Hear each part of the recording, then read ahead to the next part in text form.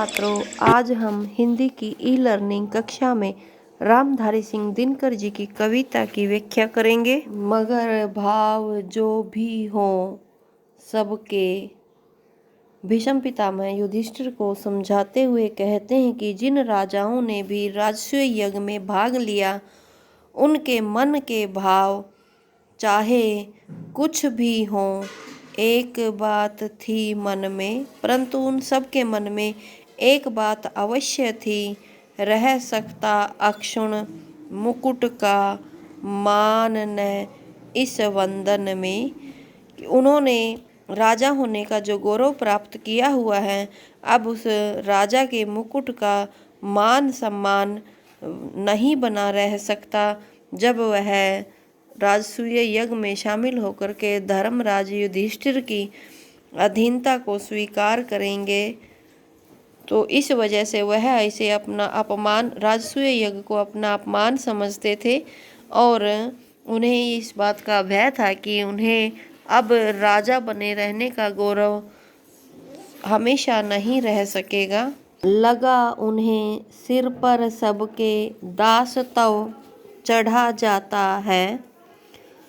राजसूय यज्ञ में जिन राजाओं ने उनकी अधीनता स्वीकार कर ली, युधिष्ठिर की अधीनता स्वीकार कर ली, उनके मन की बात बताते हुए भीष्म पितामह कहते हैं कि उन अधीनता स्वीकार करने वाले राजाओं को लगा कि उनके सबके सिर पर गुलामी या पराधीनता चढ़ी आ रही है, अर्थात वे पराधीन हो गए हैं।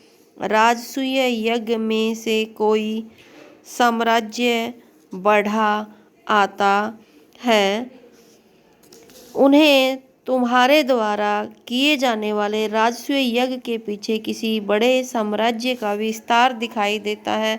वे समझते हैं कि युधिष्ठिर अपने राज्य विस्तार के लिए राजसूय यज्ञ कर रहे हैं, तो इस वजह से भी वह युद्ध करना चाहते थे और महाभारत के युद्ध में शामिल हुए। किया यज्ञ ने मान विमर्दित अगणित भूपालों का।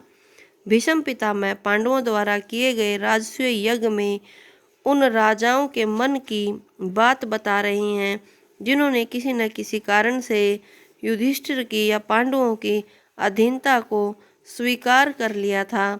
भीष्म पितामह कहते हैं कि इस राजसूय यज्ञ ने अगणित यानी असंख्य भूपाल राजाओं के मान को, सम्मान को विमर्दित यानी चूर चूर करना, नष्ट करना, असंख्य राजाओं के मान सम्मान को नष्ट कर दिया। अमित दिग्गजों का, वो शूरवीर जो कभी नहीं मिटने वाले थे, उन शूरों का, बल वैभव वालों का और जो शक्तिशाली थे, उन सभी राजाओं का घमंड अहंकार जो है इस राजसूय यज्ञ के आयोजन के कारण चूर चूर हो गया था। तो वह अपने इस अपमान का बदला लेना चाहते थे। यही कारण है कि महाभारत के युद्ध में उन सब ने कौरवों का साथ दिया। सच है सत्कृत किया अतिथि भूपों को तुमने मन से। भीष्म पितामह युधिष्ठिर को धर्म शिक्षा देते हुए कहते हैं कि यह बात सच है कि तुमने उन आए हुए अतिथियों का, जो राजसूय यज्ञ में शामिल हुए उन राजाओं का बड़ा आदर सत्कार किया और उनके साथ अच्छा व्यवहार किया। अनुन्य विन्य शील समता से, मंजुल मिष्ट वचन से तुमने उनके साथ विनम्रता का व्यवहार किया, शील स्वभाव, सबके साथ समानता का व्यवहार और सुंदर मीठे वचनों से उनकी आवभगत की। यह बात तो सही है, पर स्वतंत्रता मणि का इनसे मोल न चुक सकता है।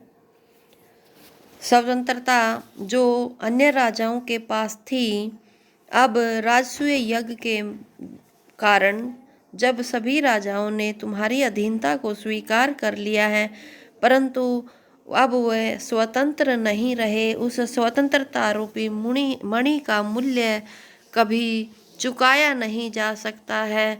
मन में सतत दहकने वाला भाव न रुक सकता है।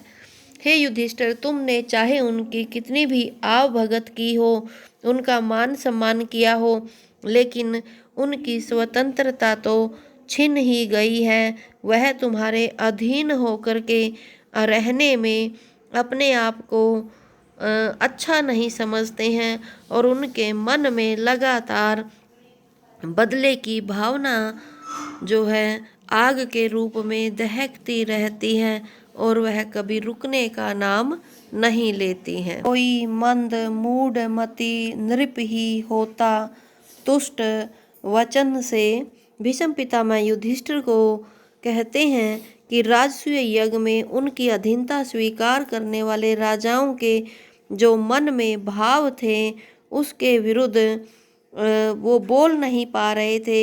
ऐसे में कोई निर्बल और मूर्ख राजा ही नम्र और मीठे वचनों से, जिनका प्रयोग तुमने भी किया, आदर सत्कार किया, उससे संतुष्ट होता है क्या?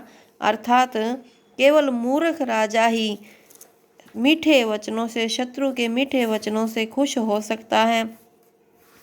विजयी की शिष्टता विनय से, जो विजयी व्यक्ति है वह विनयपूर्वक शिष्टता का व्यवहार करता है, अरि के आलिंगन से और शत्रु को गले लगाता है।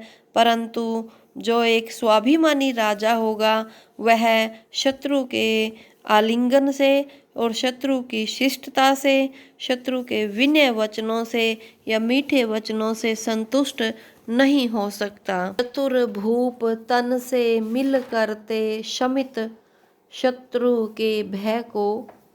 जो चतुर राजा होते हैं वह शारीरिक रूप से चाहे गले लग करके अपने शत्रु के भय को खत्म कर देते हैं, नष्ट कर देते हैं, किंतु नहीं पड़ने देते अरि कर में कभी हृदय को। परंतु हृदय से कभी भी शत्रु को अपना मित्र नहीं समझते, उससे केवल दिखावे रूप में ही वह प्रेम करते हैं। वास्तव में उनके हृदय में प्रतिशोध की ज्वाला जलती रहती है। हुए न प्रशमित भूप प्रणय उपहार यज्ञ में देकर। जो राजा लोग राजसूय यज्ञ में शामिल हुए थे वह शांत प्रेम रूपी उपहार यज्ञ में प्रदान करके संतुष्ट नहीं हुए। लौटे इंद्रप्रस्थ से वे कुछ भाव और ही लेकर, वह यहाँ से प्रेम भावना लेकर नहीं गए बल्कि ईर्ष्या, द्वेष और प्रतिशोध की भावना अपने मन में लेकर के इंद्रप्रस्थ से वापिस गए। धर्मराज है याद व्यास का वह गंभीर वचन क्या।